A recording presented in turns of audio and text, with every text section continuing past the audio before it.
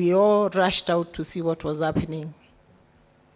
And only to see that the governor, followed by a crowd of around 40 to 50 people, coming into the presence of the assembly.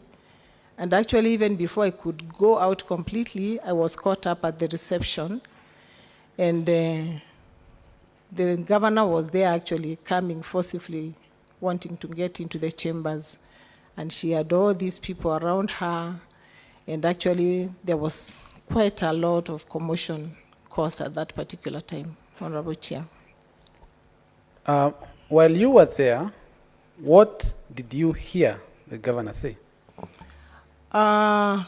She actually came and got past me into the chambers, but then just in time, the sergeant at arms closed the doors, and so she had to come back from the chambers, because the arrangement of the chamber is that it is quite behind the main entrance. And from there, when she came back, she found all of us, now everybody was alarmed, and we had all gone out, and most of us were crowding the reception there, and she started actually like exchanging and shouting to the MCAs and asking. I remember I personally asking her, Your Excellency, you don't have to do that. You just need to walk to the speaker's office, and the speaker will gown up and bring you to the chamber, because anyway, we are expecting you. But then she started shouting now to the other ladies, asking them, well, you should go out there and look for votes. You don't always expect to be given seats under the blankets, like Honorable Chair said earlier. And before I realized, she had started walking up the ladder, up the staircase to the speaker's office. And before long, I could hear commotions at the speaker's office. And I heard actually the secretary begin to make noise because I think she was alarmed. Or so later I learned that she was alarmed. And the speaker came out. Because the speaker had already gone out, he went up to the chambers, and the speaker gowned up, and the sergeant at arms escorted the governor to the chambers. Shortly before that, the sitting bell had already rang, and we had all gone into the chambers. Honorable Chair. Yes, we are constrained for time. We only have 5 more minutes to go. Yeah. So what was supposed to happen in the assembly that day, very briefly? What was supposed to happen, the governor was supposed to give a county address, the opening address. Did that address happen? She was escorted to the chambers, and all the preliminaries were done. And when she took to the podium, the MCAs got out of the chambers. And briefly, what was the governor's reaction to that MCAs walking out? I may not know the reaction, but I think there was no quorum to address the assembly, and so she was escorted out, where she went to the speaker's office, and shortly after that she came out, got into her car, got up the sunroof of her car, and she went to the gate where she was applauded. She was being applauded by a round crowd at the entrance of the county assembly, Honorable Chair. Now, being a female member of the county assembly of Meru yourself, you must be aware of how many female MCAs are in the county assembly. Yes, the number of the women MCAs are 23, both elected by universal suffrage and those that are nominated by political parties.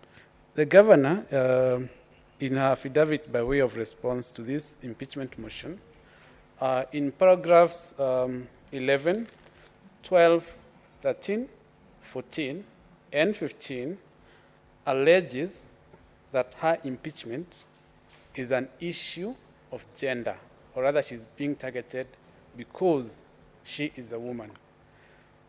What do you say to that?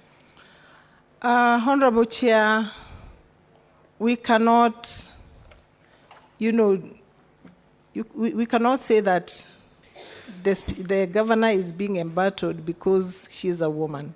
No, otherwise all the 23 women MCAs would not have impeached her. And we cannot reduce the unrest in Meru right now to just the issues of gender. There are serious governance issues that are being raised, and since morning, Honorable Speaker, we've been demonstrating that. And really, this has nothing to do with the fact that the governor is a female. Honorable Chair, there are very serious issues. 2 more minutes. Yes, thank you, Chair. Honorable Chair, we cannot reduce that discussion, that conversation that is really keeping the Meru people awake and that has kept this House, the Honorable Senators in this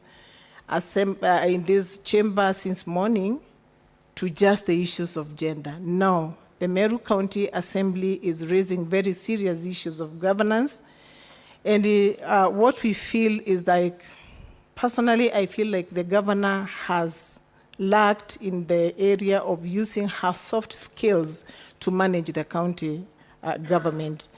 And by soft skills, I mean, Honorable Chair, the lack of proper communication. We have been seeing... So let me stop you there because you are constrained for time. Yes. Which of the 62 specific violations leveled against the governor have been leveled against her for the reason that she is a woman, to the best of your knowledge? None at all. None at all. We have not been complaining about the governor being a woman, no. And my last question to you, what latitude does being a woman afford the governor to breach national and county laws or provisions of the Constitution of Kenya? Honorable Chair, the Constitution of Kenya really doesn't care whether you are a woman or a man when it comes to, doing your functions as the governor at any level, or even as a public officer at any level. The Constitution does not really care whether you are a woman, whether you are a man. You are entrusted by the people of Kenya through the Constitution and other laws to be able to act according to the laws set, regardless of whether you're female or male, Honorable Chair. Thank you very much, Honorable Chair. I think that concludes my exam in chief for this witness. Asante sana. Very good. Yes.